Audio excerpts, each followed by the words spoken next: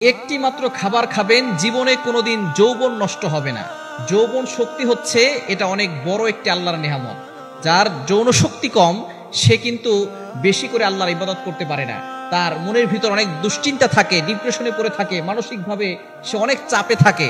সুতরাং এই যৌবন আল্লাহর পক্ষ থেকে অনেক বড় একটি নিয়ামত।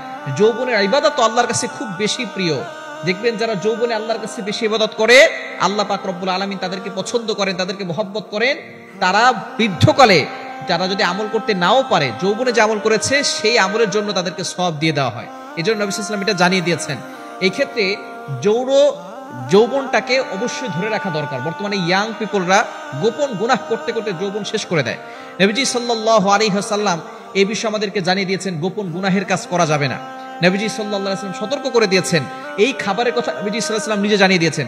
বুখারী শরীফের 62 নাম্বার হাদিস, নবীজি সাল্লাল্লাহু আলাইহি ওয়াসাল্লাম এখানে জানিয়ে দিয়েছেন যে একবার সাহাবায়ে কেরামকে সামনে রেখে নবী সাল্লাল্লাহু আলাইহি ওয়াসাল্লাম বলতেছেন যে এমন একটি গাছ আছে যেই গাছের পাতা কখনো ঝরে পড়ে না। গাছ মারা গেলেও গাছের পাতা কখনো ঝরে পড়ে না। সমস্ত সাহাবায়ে কেরাম, আব্দুল্লাহ ইবনে ওমর রাদিয়াল্লাহু তাআলা আনহু, ওমর রাদিয়াল্লাহু তাআলা আনহুর সন্তান আব্দুল্লাহ, তিনি বুঝতে পেরেছিলেন গাছটি কোনটি, কিন্তু তিনি কিছু বললেন না। তিনি ছোট ছিলেন তো কিছু বলেন নাই। নবীজি সাল্লাল্লাহু আলাইহি ওয়াসাল্লামের কোনো সাহাবী এই গাছের উত্তর দিতে পারলেন না। তখন নবী সাল্লাল্লাহু আলাইহি ওয়াসাল্লাম শেষ পর্যন্ত বললেন, তারা বলল, ইয়া রাসূলুল্লাহ আপনি বলে দেন। নবী সাল্লাল্লাহু আলাইহি ওয়াসাল্লাম বললেন, সেই গাছটা হচ্ছে খেজুর গাছ।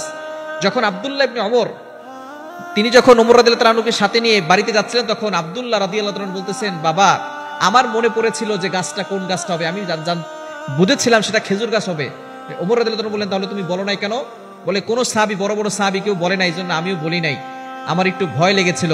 ওমর রাদিয়াল্লাহু তাআলা বললেন, তুমি যদি বলতে তাহলে আমি আরো বেশি খুশি হতাম। যাই হোক, এই গাছটা হচ্ছে খেজুর গাছ, যেই গাছের পাতা ঝরে না, মরে গেলেও গাছের পাতা ঝরে পড়ে না।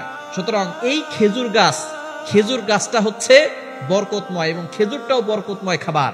এটা আমরা অনেকেই জানি না। নবীজি সাল্লাল্লাহু আলাইহি সাল্লাম খেজুর খেতে বলেছেন এবং আরো জানিয়ে দিয়েছেন, অসুস্থ হলে খেজুর খেলে খেজুরের ভিতরে বরকত আছে। যার বাসায় খেজুর আছে তার ঘরে অভাব থাকবে না, নবী সাল্লাল্লাহু আলাইহি সাল্লাম এটা জানিয়ে দিয়েছেন। সুতরাং এই খেজুর আপনি নিয়মিত খাওয়ার চেষ্টা করবেন। এবং নবী সাল্লাল্লাহু আলাইহি ওয়াসাল্লামের একটি হাদিস দ্বারা জানা যায়, যে ব্যক্তি প্রতিদিন সকালবেলা মদিনার আজওয়া খেজুর খেতে পারবে, 7টি করে খেতে পারবে, ভেজাল টানা, নির্ভেজাল এবং খাঁটি, যদি আপনি মদিনার আজওয়া খেজুর 7টা করে খেতে পারেন, সাপ যদি আপনাকে কামড় দেয়, সাপের বিষও পানি হয়ে যাবে। এজন্য এই খেজুরটা আপনি নিয়মিত খাওয়ার চেষ্টা করবেন। নবীজি সাল্লাল্লাহু আলাইহি সাল্লাম এই খেজুর খেতে বলেছেন। এই খেজুর যে ব্যক্তি খাবে, আল্লাহ পাক রব্বুল আলামিন তার যৌন শক্তি বাড়িয়ে দিবেন, তার যৌবন কখনো নষ্ট হবে না এবং সে সব সময় ফিট থাকবে মৃত্যু পর্যন্ত। নবীজি সাল্লাল্লাহু আলাইহি সাল্লাম দুনিয়াতে আসার আগে যেই নবী এসেছিলেন তিনি হচ্ছেন হযরত ঈসা আলাইহিস সালাম। ঈসা আলাইহিস সালামের মায়ের নাম হচ্ছে মারিয়াম আলাইহিস সালাম।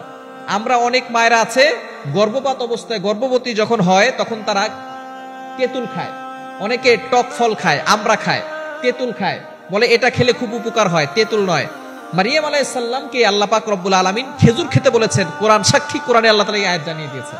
আল্লাহ পাক রব্বুল আলামিন নিজে বলে দিয়েছেন, কোরআন খুলেন, সূরা মারিয়াম 16 নম্বর পারার 5 নম্বর পৃষ্ঠার 12, 13, 14, 15 নম্বর লাইন, সূরা মারিয়ামের 23, 24, 25 আয়াতগুলোতে আল্লাহ তাআলা জানিয়ে দিয়েছেন, ফাজাআল মাখাদু ইলা জিজঈন নাখলা ক্বালাত ইয়া লাইতানি মিততু ক্বাবলা হাদা ওয়া কুনতু নাসিয়াম মানসিয়া। তিনি যখন এই গর্ভবতী অবস্থায় তিনি সামনে অগ্রসর হলেন, তখন একটি খেজুর গাছের ছায়ার নিচে বসলেন। তখন আল্লাহ পাক রব্বুল আলামিন তাকে খেজুর খেতে বলেছিলেন। এই সূরা মারিয়ামের 23, 24, 25, 26 নম্বর আয়াতগুলোতে আপনি এখানে পাবেন। এজন্য অবশ্যই আমরা খেজুর খাবো। গর্ভবতী যে সমস্ত মায়ের আছেন খেজুর খাবেন, দেখবেন বরকত হবে। এবং পুরুষরা নিয়মিত যদি খেজুর খেতে পারে, তাহলে তার যৌবন শক্তি কখনো কমবে না, যৌবন শক্তি ঠিক থাকবে মৃত্যুর আগ পর্যন্ত। এজন্য যৌবনকে ধরে রাখতে পারলে আপনি সুখী হবেন এবং আপনার পরিবার সুখী হবে, ইবাদত করে মজা পাবেন এবং আপনি চরিত্রকে হেফাজত করতে পারবেন, বিভিন্ন গুনাহ থেকে আপনি বাঁচতে পারবেন। এজন্য খেজুর আপনি নিয়মিত খাওয়ার চেষ্টা করবেন। এটা একটা বরকতি খাবার। এই খেজুরের ভিতরে অনেক নিয়ামত আছে, অনেক বরকত আছে, এটা নবী সাল্লাল্লাহু আলাইহি ওয়াসাল্লাম নিজে বলে দিয়েছেন।